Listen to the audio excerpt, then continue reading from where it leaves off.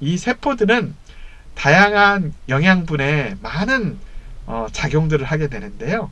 그 작용 중에서 가장 중요한 것은 비타민 D3라고 합니다. 비타민 D에 해당되는 비타민 D를 투여를 하게 되면 비타민 D는 뼈세포를 구성하고 있는 골모세포나 파골세포들의 자신의 활동력이 증가하게 되고요. 면역력을 골수 내에서 면역세포에 해당되는 T세포나 T세포의 세포들이 콜레스테롤과 함께 증가하고 성장하는 역할들을 하는 게 비타민 D입니다. 이 비타민 D가 골수 내에서 세포들이 활성도를 높여주는 역할을 하게 되고요. 콜라겐 분비라든지 주변의 칼슘의 침착이라든지 이런 것들을 증가시켜주게 됩니다. 또 하나는 비타민 K2라는 것이 있습니다. 이 비타민 K2는 같이 골수 내에 혈관에서 있었던 칼슘을 골수 내부로 이동시켜주는 역할을 하는 게 비타민 K2라고 합니다. 우리가 부가적으로 그러면 비타민 D3와 비타민 K2는 기본적으로 음식물에서 먹을 수 있나요? 그렇지 않습니다. 비타민 D3는 햇볕을 통해서, 대부분이 햇볕을 통해서 2시간 이상의 장시간 노출되어 있는 자외선을 통해서 활성화되고, 이 비타민 D3가 생체 내에서 만들어지게 됩니다. 햇볕에 자외선이 없게 되면 만들어질 수 없는 것 중에 하나가 비타민 D3입니다. 비타민 D에 해당되는 부분들을 섭취를 한다 해도 대부분의 송이버섯이라든지 버섯 종류의 장기간 복용을 한다든지 이런 것들이 불가능하잖아요. 그래서 매일매일 한국인의 경우에는 매일매일 1000유니트 이상의 1000유니트에서 2000유니트 이상의 다양한 비타민 D를 복용해야 된다라고 권장을 하고 있습니다.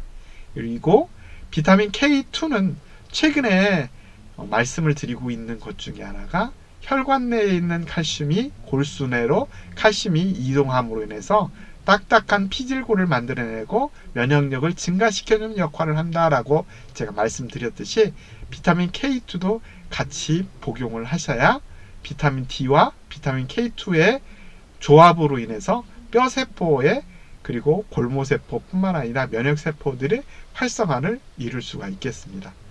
꼭 저희가 한국인의 경우에는 대부분이 집안 내에서 그리고 사무실 내에서 생활을 하고 있기 때문에, 특히 현대인들 같은 경우에 집안 내에서 많은 부분들을 생활하고 있기 때문에 2시간 이상의 자외선 노출을 하지 못하는 상황이기 때문에 모든 젊은 분들 뿐만 아니라 어린이 그리고 나이 드신 노인분들에 이르기까지 면역력을 높이고 그리고 뼈세포들 건강을 하게 하려면 비타민 D3와 비타민 K2를 반드시 복용을 하셔야 되겠습니다. 보통 비타민 K2는 혈관 질환을 억제하는 역할들을 하고요. 그리고 골수 내에 칼슘을 침착하게 하는 역할을 하는 것이 비타민 K2고, 그다음 비타민 D3는 대부분의 경우에 면역세포라든지 세포에 해당되는 골모세포, 파골세포의 활성도를 높여주는 역할을 하고 콜라겐 분비를 증가시켜주는 역할을 하기 때문에 비타민 D3는 뼈 면역세포뿐만 아니라 뼈 생리학, 뼈의 성장에 그리고 뼈 재생에 가장 큰 역할을 하는 것으로 되어 있습니다. 골다공증을 치료를 받고 있는 분들, 그리고 뼈가 비어 있어서 거기에 따른 다른 비스포스포네이트 계열의 약물을 먹고 있는 분들의 대체 약물로 비타민 D3와 비타민 K2가 가장 효과적이라는 부분들이 최근에 알려지고 있고, 이러한 부분들을 여러분들이 평상시에 건강기능식품 형태로 복용을 하시는 게 좋을 거라고 생각됩니다. 우리가 뼈가 튼튼해야 그 주변에 있는 치아도 튼튼하게 되고요. 치아가 튼튼한 역할을 하게 되면 오랫동안 음식물을 섭취하거나 장기간 영양분을 섭취할 수 있는 치아의 운동, 그 다음에 저작 운동 등 변화 운동들을 계속하게 될 수 있고, 그리고 생명의 연장의 부분, 그리고 생명의 질적 성장, 그리고 질적 부분의 변화를 일으킬 수 있는 부분들이 뼈와 치아 부분이기 때문에 당연히 이러한 건강들이 결국 전체적인 건강의 영양분 섭취라든지 이러한 것들을 증가시켜 줄 수 있는 역할을 하게 됩니다. 저희가 이제 뼈를 구성하고 있는 형태로 나이테 모양으로 제가 말씀드렸잖아요. 그런 것처럼 골모세포나 뼈세포에, 즉 그 골모세포가 뼈를 구성하고 있는 골세포로 변화하면서 그 골세포의 주변에 콜라겐들이 침착하게 되고, 그 콜라겐들이 침착한 부분들이 나이테 형태로 나타난다 라고 해서 오스테온이라고 합니다. 골원 구조라고 하는데요. 이 오스테온 세포들이 구성하고 있는 대부분의 성분들은 콜라겐과 칼슘으로 이루어져 있습니다. 무기질과 유기질로 이루어져 있는데, 무기질의 90%는 하이드록시아파타이트라는 칼슘 제제의 형태이고요. 그리고 콜라겐이라는 유기물은 80에서 90%를 구성하고 있는 콜라겐이라는 타입 1 콜라겐을 구성하고 있습니다. 저희가 구성하고 있는 구조, 생화학적인 부분이나 그리고 세포적인 부분, 이러한 부분들을 뼈에 관련되어 있는 부분으로 자세하게 설명을 한번 해드렸습니다.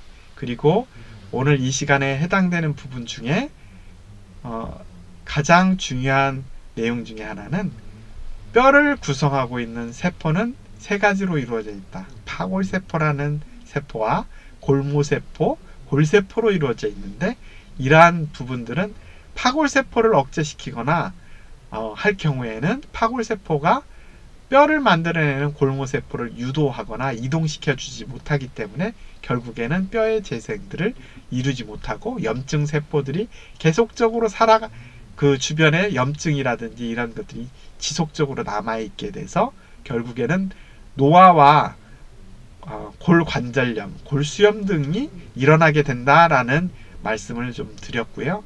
그리고 골모세포라든지 파골세포라든지 이런 부분들이 좀 더 활성화되고 그리고 성장할 수 있는 것은, 영향을 줄 수 있는 것이 비타민 D3, 그 다음에 비타민 K2가 그러한 역할들을 하기 때문에 일반적인 부분에 있어서 반드시 그 부분을 섭취를 하셔야 된다라고 언급을 드렸습니다. 그리고 마지막으로 제가 뼈를 구성하고 있는 화학적인 구조체로 설명을 드렸는데, 두 가지로 이루어져 있다.